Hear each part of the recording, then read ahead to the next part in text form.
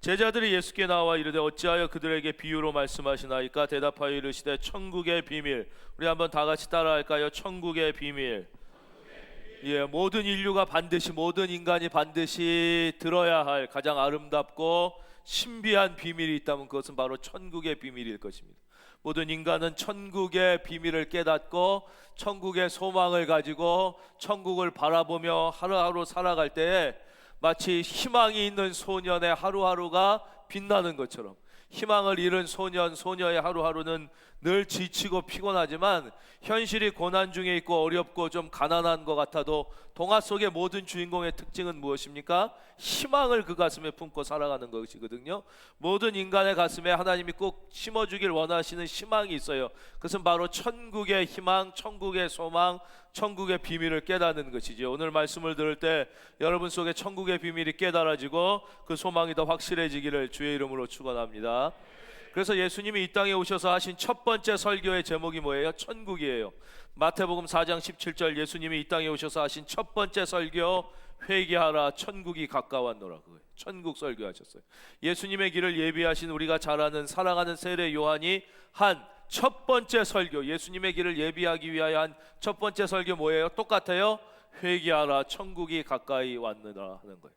그래서 모든 인간은 특별히 하나님의 자는 이 천국의 비밀을 깨닫는 특권을 가졌기 때문에 그 깨달은 비밀을 가지고 천국을 소망하며 마음속에 희망을 품고 사는 동화 속 주인공처럼 외로워도 슬퍼도 나는 안으로 울지 않고 살 수 있는 그 힘이 거기에 있는 것이죠. 그런데 문제는 우리는 아침에 눈 뜨기 시작하면서부터 천국은 생각도 못하는 거예요. 눈 감는 밤에 자는 때까지 계속 이 세상, 이 땅, 이 세상의 문제, 이 세상의 것, 이 세상의 문제만 바라보고 괴로워하고 고민하고 모든 에너지를 거기에 쓰다가 밤에 지쳐 잠들고 아침에 눈 뜨면 또 계속 그러는 거예요. 우리 믿는 사람조차도 천국의 소망과 비밀을 생각지 못하고 사니 마음에 주님과 동행하는 기쁨이 없지요. 그러니 세상 사람은 오죽하겠어요. 세상 사람들은 다 우리보다 세상을 더 원망해요. 그렇죠? 세상이 지옥 같다 그러고, 세상은 허무하다 그러고, 이 세상은 불공평하다 그러고, 대한민국은 헬조선이라 그러고, 뭐 이 세상에는 열심히 노력해봤자 자 금수저만 뭐 막 이렇게 불평하고 싫어하고 그러면서도 얼마나 세상 일에 또 악착 같은지 몰라요. 그렇게 욕하고 세상은 결국 허무하고 불공평하고 지옥 같고 힘들기만 하고 막 이러면서도 너무너무 모든 에너지를 세상에 악착같이 쏟으면서 살아요. 그냥 악착 같은 정도가 아니에요. 다른 사람을 짓밟고 올라가서라도 이 세상에서 뭔가를 얻어보려고 막 악다구니를 쓰면서 살아요. 왜 그럴까요? 왜 세상이 이렇게 지옥 같다 그러고 세상은 허무하다 그러고 세상은 아무것도 아니라 그러면서 모든 에너지를 세상에 다 집중할까요? 그 이유는 하나예요. 죽음이 싫기 때문에 그런 거예요. 죽음이 두렵기 때문에 그런 거예요. 죽음을 너무 싫어해요. 죽음을 두려워해요. 그래서 크리스찬이 아닌 모든 사람들에게 있어서 죽음은 아주 미움과 저주와 생각하기 싫은 대상이에요. 우리들만 이렇게 죽음은 막 천사들이 이렇게 뭐 영화로도 표현하죠. 우리나라 전래 뭐 전설의 고향 이런 거 보세요. 다 막 무섭게 생긴 저승사자들이 오고 서양에도 뭐 시커먼 옷을 입은 막 악마가 와서 끌고 가는 것처럼 해요. 죽음이 싫어요. 죽음이 너무나 두렵기 때문에 죽음을 생각하기 싫어요. 그래서 이렇게 이 세상을 싫어하고 욕하면서도 모든 에너지를 세상에 다 쏟아서 사는데, 이제 정확히 해석해 드리겠습니다. 더 정확히 얘기하면 죽음이 두려운 게 아니에요. 더 정확히 얘기하면 죽음이 싫은 게 아니에요. 왜냐하면 더 정확히 얘기하면 죽음 이후가 두려운 거예요. 죽음 이후에 대한 확신이 없기 때문에, 죽음 이후에 어떻게 될지 불안하기 때문에, 그래서 죽음이 싫은 거예요. 죽음 다음에 지옥이 어디 있어? 이런 사람들도 있어요. 그러나 그런 사람들도 죽은 다음에 자기가 어떻게 될지 불안해요. 죽음 이후에는 영원히 사라지는 것이라고 생각해도 죽음은 여전히 싫은 거예요. 영원히 사라지는 게 싫으니까. 그래서 죽음 이후가 불안해요.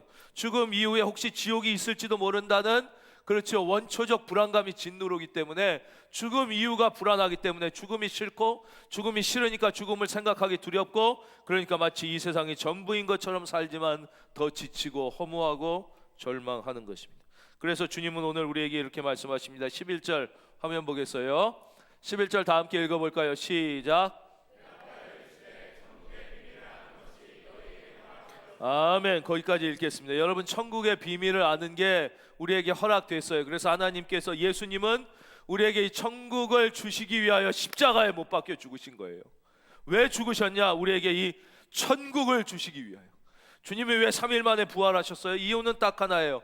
우리에게 천국을 주시기 위해서예요. 여러분, 우리는 죽음 후에 천국이 있음을 믿고, 그것뿐만 아니라 이 세상 살아갈 때 예수님과 동행하면 주 예수와 동행하니 그 어디나 하늘나라. 이 세상을 살 때도 천국의 기쁨을 누리면서 살 수 있다는 것, 이 천국의 비밀이에요. 근데 왜 이 천국의 비밀을 주님이 비유로 말씀하셨는지, 오늘 그 세 가지 이유를 이제 찾아 공부하도록 하겠습니다. 10절, 제자들이 예수께 나와 이르되 어찌하여 그들에게 비유로 말씀하시나이까? 대답하여 이르시되 천국의 비밀을 아는 것이 너희에게는 허락되었으나 그들에게는 아니 되었나니. 12절 다 같이 읽겠습니다. 시작.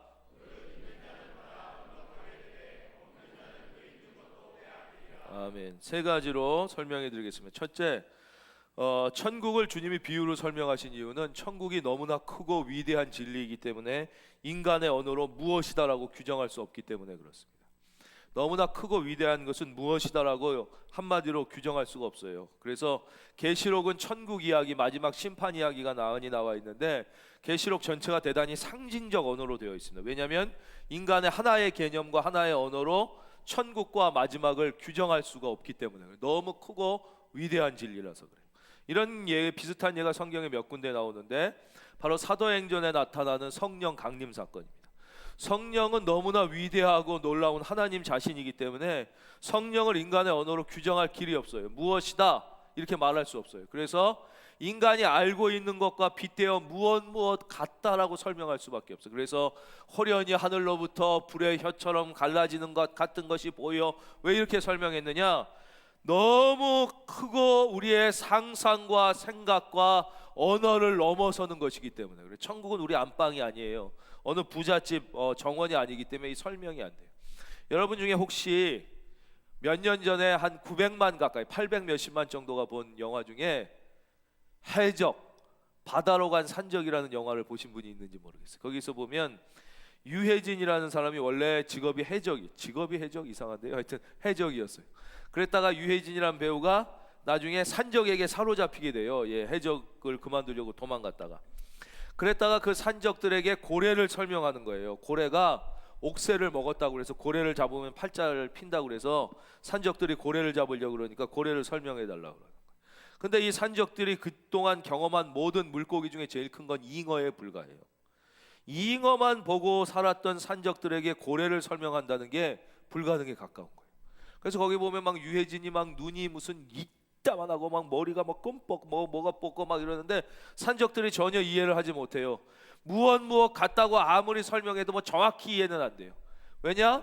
잉어, 제일 큰 물고기 해봤자 잉어만 본 사람에게 상어도 아니라 고래를 설명한다는 것 자체가 직접적인 언어로 표현이 불가능하다고 한다면, 이 인간에게, 그렇죠? 이 유한한 지구도 다 볼 수 없는 인간에게 이 천국을 설명한다는 게 이 개념화된 언어로는 불가능하기 때문에 그래요. 그래서 우리는 특별히 여기서 깨달아야 되는 게 뭐냐? 천국을 봤다. 주로 이제 이단의 괴수들이 많이 그러죠. 이단. 천국을 갔다 왔다고 하는 사람들의 이야기는 99.9999% 거짓말이라고 생각해도 틀림이 없는 거죠.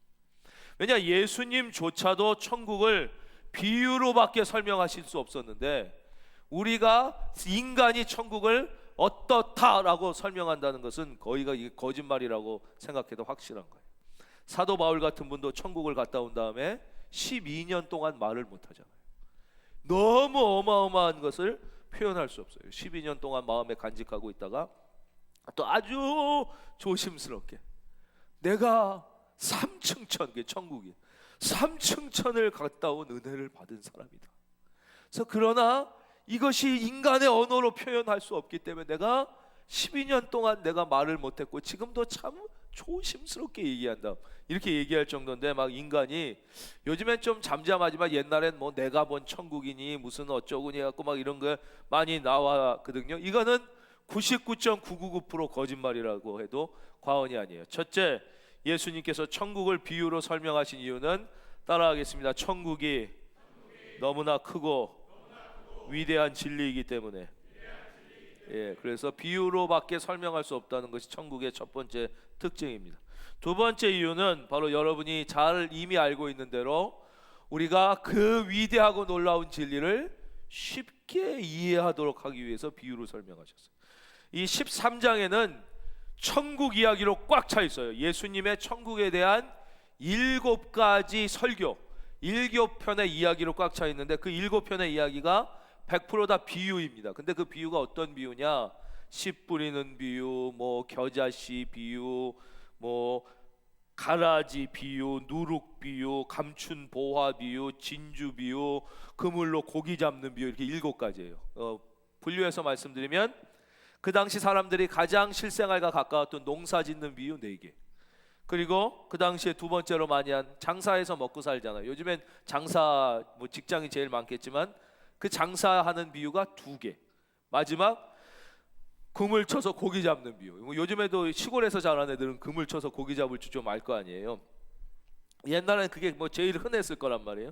그 비유 하나, 즉 실생활에 가장 근접한 이야기를 해주신 거예요. 그래서 이 크고 어마어마하고 위대한 진리, 인간의 언어로 규정할 수 없는 이 진리를 우리가 보다 쉽게 실생활에 예를 들어 이해할 수 있게 해주시기 위해서 두 번째 예수님은 비유로 말씀하셨어요. 따라하겠습니다. 더 쉽게, 더 친근하게. 마지막이 중요한 것이죠. 비유 말씀하신 마지막 가장 중요한 이유는 바로 믿는 자들에게 더 큰 은혜를 주시기 위해서입니다. 바로 12절입니다. 무릇 있는 자는 받아 넉넉하게 되되, 이것이 핵심 목적이에요. 예수님에 대한 사랑이 있는 자, 예수님의 말씀에 대한 사모함이 있는 자, 예수님과 천국에 대한 믿음이 있는 자, 천국에 대한 믿음이 있는 분은 아멘.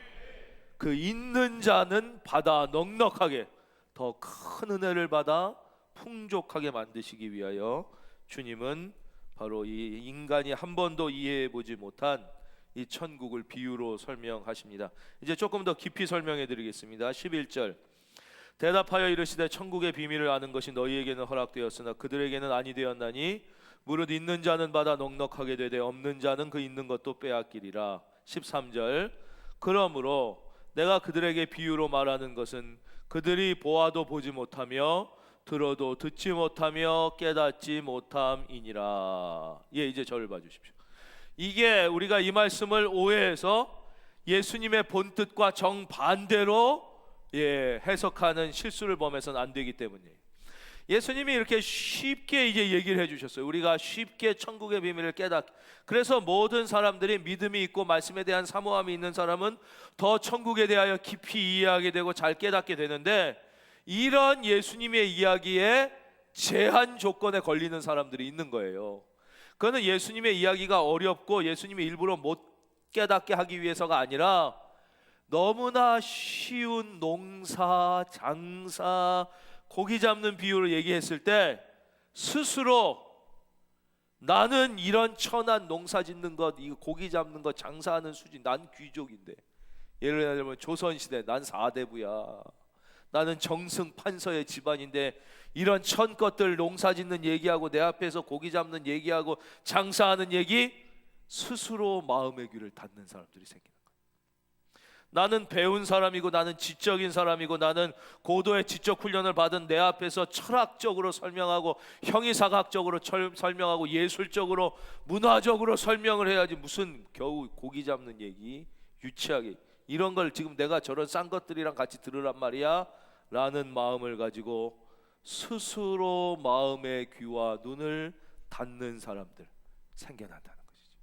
그래서 이것을 예수님이 이렇게 쉬운 비유로 말씀하셔서 자기가 아무리 부족해도 사랑과 믿음이 있는 사람은 누구라도 더 풍요하게 되지만 스스로 마음의 귀와 눈을 닫고 교만한 사람, 또 예수님이 무슨 말씀을 하시든지 그 말씀을 들으려고 하는 믿음이 있는 자가 아니라 그 말씀을 듣고 비판하려고 하는 믿음이 없는 자들은, 없는 자는 그 있는 것도 빼앗기리라. 스스로 그렇게 예수님의 원래의 뜻과는 반대되게 이렇게 빼앗기게 된다는 거예요. 14절 이하는 구약의 예를 들어서 부연 설명을 주님이 해주시는 거예요. 14절. 이사야의 예언이 그들에게 이루어졌으니 일렀으되 너희가 듣기는 들어도 깨닫지 못할 것이요 보기는 보아도 알지 못하리라. 이 백성들의 마음이 완악하여져서 그 귀는 듣기에 둔하고 눈은 감았으니 이는 눈으로 보고 귀로 듣고 마음으로 깨달아 돌이켜 내게 고침을 받을까 두려워함이라 하였느니라. 예, 저를 봐주세요. 이것도 똑같지요. 성경이 아주 독특한 화법입니다. 하나님이 이스라엘 얘네들이 진짜 회개하지 않고 내 말을 안 들어서 멸망했으면 좋겠다, 니들은 못 깨달았으면 좋겠다, 그러신 마음이 본심이었으면 구태여 선지자 이사야를 보내실 필요도 없죠. 그렇게 힘들게 사랑하는 종 선지자 이사야를 보내신 이유는 그들이 듣고 보고 깨달아 알기를 바라는 너무 큰 마음이 있으셨던 거예요. 그러나 그들이 하나님의 말씀에 대한 사랑과 기대, 천국에 대한 믿음이 없었기 때문에 아무리 선지자가 얘기해도 스스로 그 이야기를 듣고 누릴 수 있는 축복의 특권을 포기해버렸다는 뜻이에요. 포기해버렸다. 비슷한 예를 들어보면 뭐 이렇게 한번 얘기해 볼 수 있을까요? 어느 이제 엄마와 아빠가 뭐 아주 뭐 교육학의 권위자라고 예를 들어 봅시다. 아주 그 성장 발달학의 최고의 권위자예요. 근데 자녀가 사춘기가 돼서 엄마 아빠에 대한 반항심이 하늘을 찔러. 오빠가 무슨 말을 해도 듣기가 싫어. 엄마 아빠가 하는 말은 죄다 듣기가 싫어. 그러면 그 다른 사람들, 그 사람의 자녀가 아닌 사람도 돈 내고 와서 그 강의를 들어서라도 그 사람을 통하여 좋은 걸 얻어가는데 얜 자녀야. 돈 낼 필요도 없고 진짜 그냥 평소 집에서 밥 먹으면서 제일 좋은 엑기스를 들을 수 있는 특권이 있는데도 엄마가 말만 하면 싫어, 아니야, 듣기 싫어, 막 맨날 이어폰만 끼고 있고 문 빵 닫고 들어가면 뭐예요? 엄마 아빠가 문제가 아니라 그 자기가 자녀인데도 불구하고 그 좋은 것을 들을 수 있는 특권을 스스로 포기해버리는 것이, 포기해버리는, 바로 이스라엘 백성이 그랬다는 것이에요. 그러나 바로 이 자리에서 말씀을 듣는 여러분은 16절 화면 보겠습니다. 16절 그러나부터 이제 여러분이 읽어주실 거예요. 그러나부터 시작. 아멘. 그러나 주님에 대한 사랑과 믿음이 있는 사람은 봄으로 들음으로, 이것은 그 비유를 들음으로, 예수님을 봄으로 더 복이 있다는 것입니다. 이 시간 여러분 축복하겠습니다. 이 시간 함께한 여러분 모두에게, 또 이 시간 이 자리에 함께하지 못했지만 하나님을 사랑하는 모든 분들에게 갈수록 천국의 비밀이 깊이 깨달아지고 천국의 기쁨이 삶 가운데 경험되는 축복이 커지기를 예수님의 이름으로 축원합니다.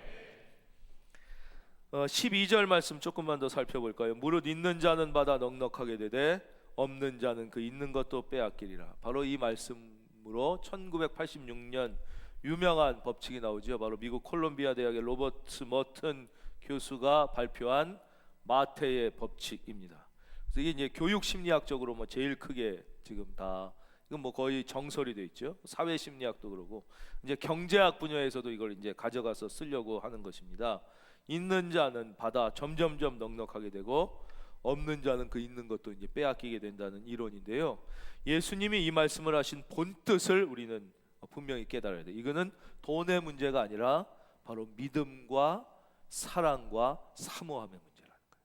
즉 예수님의 말씀을 믿고자 하는 믿음이 있는 자는 점점점 믿음이 더 넉넉하게 되고, 예수님을 사랑하는 마음이 있는 자는 점점점 할렐루야 커지는 거예요. 어느 목사님이 옛날 시골에서 목회를 하시는데 귀신 들린 사람이 옛날에 시골에는 좀 이렇게 많았어요. 그 중에는 물론 정신질환자도 있었을 테고 진짜 악령 귀신 들린 사람도 있었겠죠. 그래서 어느 날 귀신을 쫓아내달라는 부탁을 듣고 어느 분이 귀신 들렸다 그래서 교인들과 같이 갔다는 거예요.